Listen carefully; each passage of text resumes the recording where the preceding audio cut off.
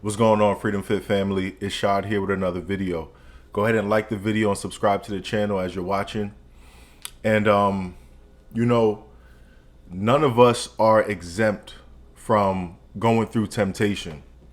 We may have a season when things are a little easier, when things are a little more peaceful, but at the end of the day, we have to be tempted. Why is that? Because if your faith isn't tried, is it really faith? We could say that we love God, so on and so forth, and God is relational. So just like any other relationship, be it a friendship or a significant other, how do you know that they're really loyal? How do you know that they're really for you if you're up under them all day? If you're protecting them all day, right? If they're always in your sight, they have to be tested, right? So now the temptation is going to allow patience to have her perfect work. And if we endure, if we stay true during the temptation, we receive the crown of life. We elevate spiritually. But make no mistake about it, God doesn't just almost take it at face value. Yes, he knows your heart, but he has to try it. Even God said, I try the hearts and test the reins, and I give according to your doings, right? So I also want to say this. When we fall into temptation, we also have to look at what we've done prior, right? Because there's two ways to look at it. We know we're going to go through it essentially, but when you feel real weak, almost like you're falling into temptations that you thought you overcame, or, you know, this temptation, this specific one hasn't been here in a long time, but now all of a sudden it's creeping up. You have to look at your life and say, what have I been doing? Have I been putting myself in environments where that temptation is prevalent? Have I been opening my eye gates and ear gates to things that are driving me to participate in these things, right? It could be going on social media and being triggered by certain images, whatever, certain influencers. If that's the case, you have to cut it off at the root. Maybe, you know, sometimes we get a little weary during our walk. We get like kind of overwhelmed with biblical truth, and we say, I want to take a break. You know, I want to go on YouTube and look at things of the world, look at an interview from my favorite celebrity. I want to go listen to this song. I want to like kind of go on vacation from biblical things.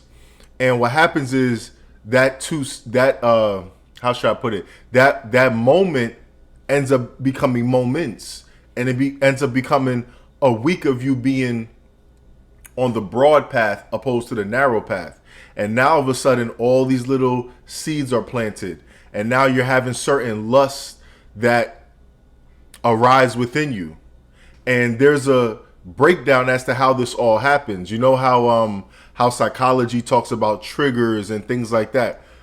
Well, we have a scripture here, I believe is in James. Let me see. Yes, James chapter 1, verse 12 through 16. Blessed is the man that endureth temptation, for when he is tried, he shall receive the crown of life, which the Lord has promised to them that love him. Let no man say when he is tempted, I am tempted of God. For God cannot be tempted with evil, neither tempteth he any man. But every man is tempted when he is drawn away of his own lust and enticed. So now I'm enticed, right? Then when lust has conceived, okay, so lust is now born in me, right? There's a seed planted of it, and I'm enticed to do something. So then when lust has conceived, it brings forth sin. Now I'm going to act on that trigger I had, right? And sin, when it is finished, bring forth death. So I was enticed in my flesh, I acted on it, and now here comes all this destruction in my life. Here comes financial turmoil. Here comes relationship issues. Here comes depressive thoughts, right? All the things of the enemy because we gave into the lust. Now, it's tough because some of the strongest temptations are going to be the ones that come from inside. Sexual lust, greed, envy, addictions that you may have struggled with, because you can't just take your flesh off.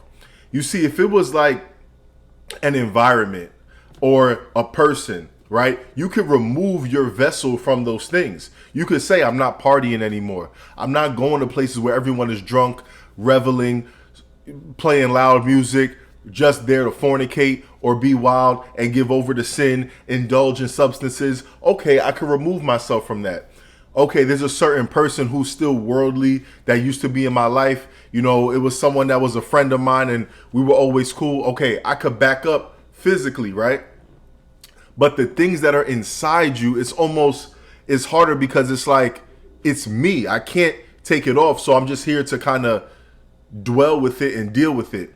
And at that time, we could start getting resentful towards God. Like, why are you putting me through this? And then we start listening to the voice of Satan who says, hey, isn't it just easier to do it this way? See, why would God put you through that?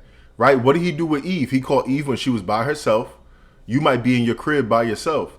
He called Eve while she was by herself, roaming through the garden, and started to change her perspective of things, right? She knew not to eat from the tree of knowledge of good and evil, but it says the way she looked at it changed because of what Satan said. So her perspective of it changed.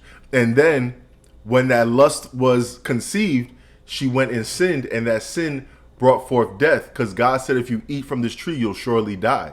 And it was a spiritual death, a separation, a cutoff from God.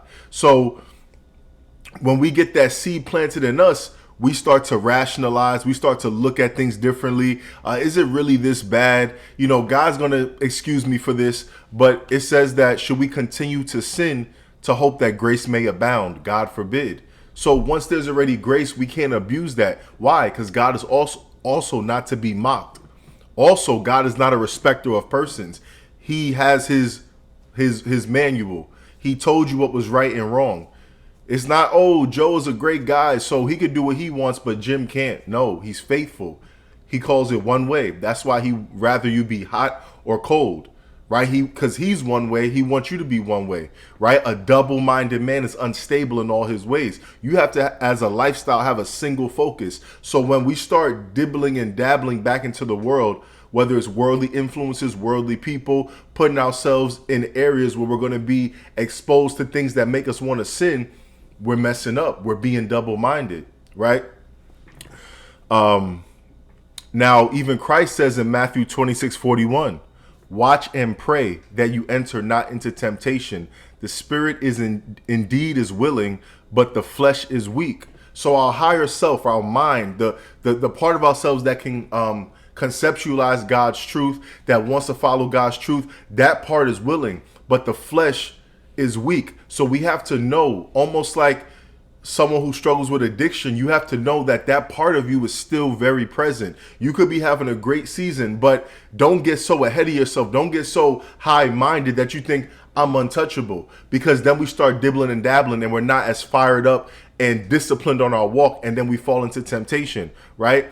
And, you know, I just explained ways that you could be triggered in your own way and take accountability. But like I said, there's another side. So the other side is that as a requirement on this walk, you're going to have to go through temptation. How do I know this?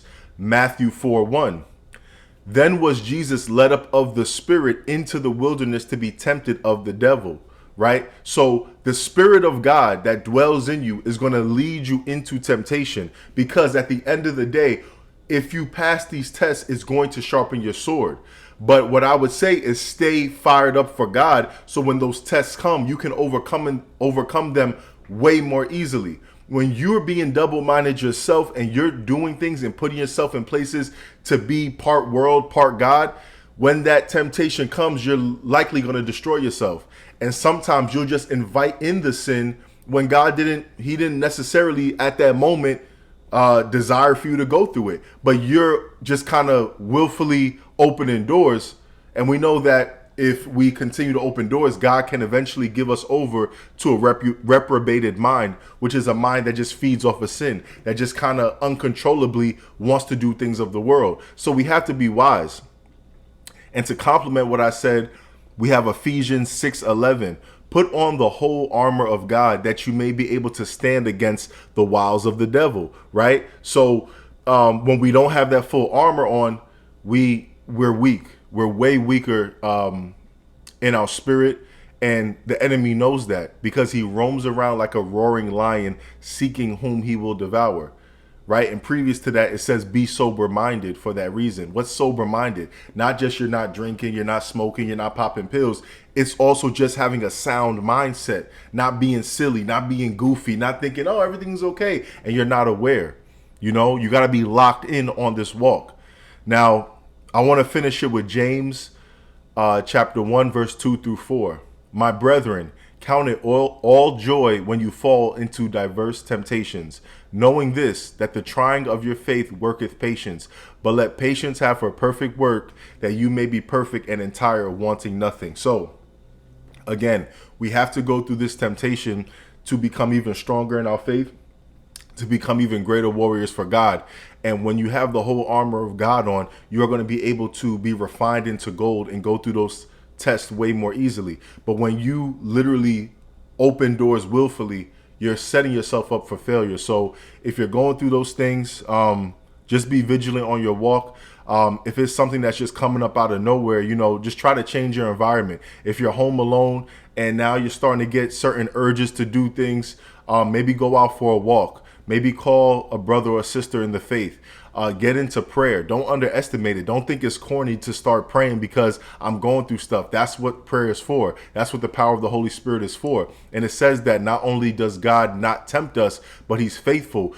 And with that temptation, he always gives us a way out, right? And he doesn't tempt you past what you're able. So look at it like, okay, God knows I can overcome whatever is like really tempting me right now. So he's really highlighting my strength in this moment. Let me adhere to that strength and find my way out, find my way to overcome this, instead of saying, oh, this is, I'm just left to my own devices. I'm being overpowered right now. No, look at it from a different perspective, that God knows you can overcome this. So he's highlighting my strength to me right now. Let me adhere to that and advance to the next level spiritually. So I hope this video blessed you. If it did, please like the video, share it with someone else, comment if you feel led. I'll talk to y'all next time. Freedom and truth.